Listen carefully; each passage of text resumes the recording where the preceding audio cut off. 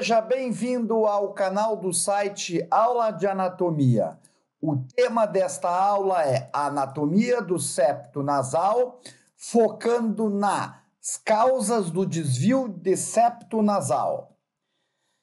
Vamos revisar então que os principais componentes do septo nasal, ou as estruturas que vão formar o septo nasal, são a lâmina perpendicular do etimoide, o osso vômer e a cartilagem septal. Essas três estruturas vão formar o septo nasal.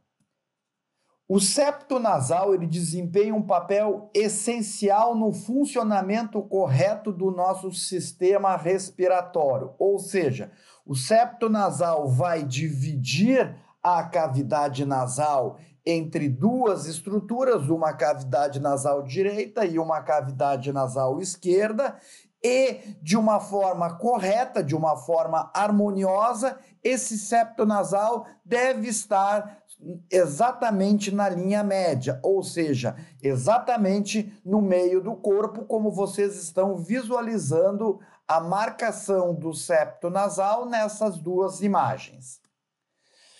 Aqui nós temos uma imagem para salientar o desvio de septo. Esse desvio de septo é uma condição comum que, de acordo com a renomada Associação Americana de Otorrinolaringologia, afeta cerca de 80% da população. Então, esta variação, ou seja, aqui nós temos um septo nasal que está uniforme e aqui a gente consegue visualizar que o septo nasal está curvo, está torto, e aí nós temos a característica, a presença do nosso desvio de septo. O que o desvio de septo vai acarretar? Ele vai acarretar numa alteração entre uma cavidade nasal e a outra cavidade nasal.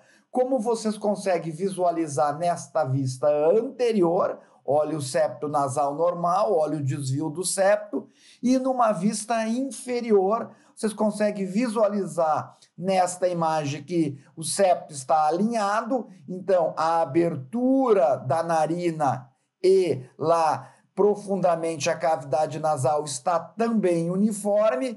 Com o desvio de septo, vocês já conseguem observar basicamente uma alteração tanto na narina quanto na largura da cavidade nasal.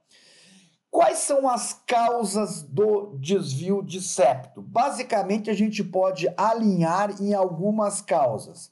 A primeira causa pode ser congênito, ou seja, a pessoa já nasce com esse desvio de septo. Muitas vezes um bebê pode estar começando a ter uma certa dificuldade para respirar, ele procura o pediatra e o pediatra identifica que ele já nasceu com um certo desvio de septo nasal e isso pode estar prejudicando um pouco o seu processo respiratório. Então, a primeira causa é basicamente o nascimento, ou seja, é congênita. A pessoa nasce com o desvio de septo. A segunda causa, também colocada pela Sociedade Americana de Otorrino, pode aparecer na infância, durante o desenvolvimento dos ossos da face. Aqui vocês estão vendo o desenvolvimento de uma criança. Nesse desenvolvimento dos ossos da face, também pode ser uma das razões para o aparecimento do desvio de septo. Ou seja, o crescimento dos ossos, um crescimento um pouco desorganizado daquelas estruturas que formam o septo nasal, pode futuramente ou iniciar o aparecimento do desvio do septo. Pode ser também uma terceira causa decorrente de inflamações ou infecções ou alergias na cavidade nasal. A presença de uma inflamação ou de uma infecção pode provocar também um desvio de septo. Uma outra causa que também é acreditada ao desvio de septo pode ser por consequência de uma cirurgia, ou seja, o indivíduo realizou uma cirurgia, Pós essa cirurgia, aparece a presença de um desvio de septo. E também ele pode ser provocado por um trauma no nariz, como uma pancada, uma queda, um acidente de automóvel, um acidente em práticas de esporte. Isso pode provocar o aparecimento do desvio de septo. Então, aqui nesta imagem vocês estão vendo o septo normal, aqui vocês estão vendo o desvio de septo, e aqui vocês estão vendo um indivíduo que sofreu um trauma. Observa como o seu osso nasal também está alterado e bem caracterizado o seu desvio de septo. Basicamente, o desvio de septo ele pode ser classificado em graus, baseado na relação do septo nasal com o corneto inferior ou a relação do desvio de septo em relação à obstrução nasal. Então, nesta imagem, vocês estão vendo um paciente que deve estar indo para uma cirurgia, porque já sinalizou aqui o septo nasal, e nesta imagem vocês estão vendo uma vista inferior. Então, a gente pode esclarecer algumas questões em relação a esta classificação do desvio do septo com base na relação do septo nasal com o corneto inferior. O grau 1, o desvio não atingiu o corneto inferior. O desvio de septo, grau 2, o desvio atingiu o corneto inferior. E o grau 3, o desvio atingiu a parede lateral e comprimiu o corneto inferior. Então, esta classificação é baseada na relação do septo nasal com o corneto inferior.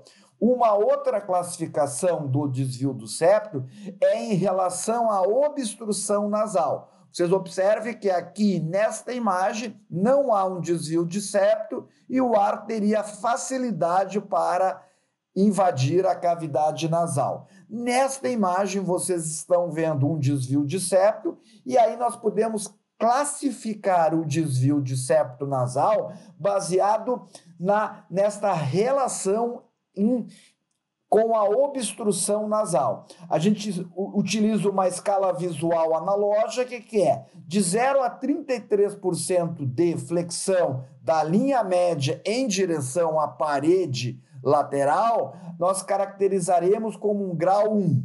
De 34% a 66% de deflexão da linha média em relação à parede seria o grau 2, e o desvio de septo grau 3 é de 67% a 100% de deflexão, ou seja, do desvio da estrutura do septo nasal em direção à parede lateral.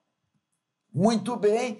Qual é o tratamento, então, que nós utilizamos? Geralmente, o tratamento para o desvio de septo ele é cirúrgico, onde o otorrino vai fazer a correção do desvio de septo, deixando novamente esse nariz alinhado, ou seja, essa cavidade nasal mais organizada. Aqui vocês estão vendo antes com o desvio de septo, observem a própria narina alterada, aqui já após a correção, fica bem visível que a correção ficou muito boa, porque novamente as aberturas das narinas estão uniformes.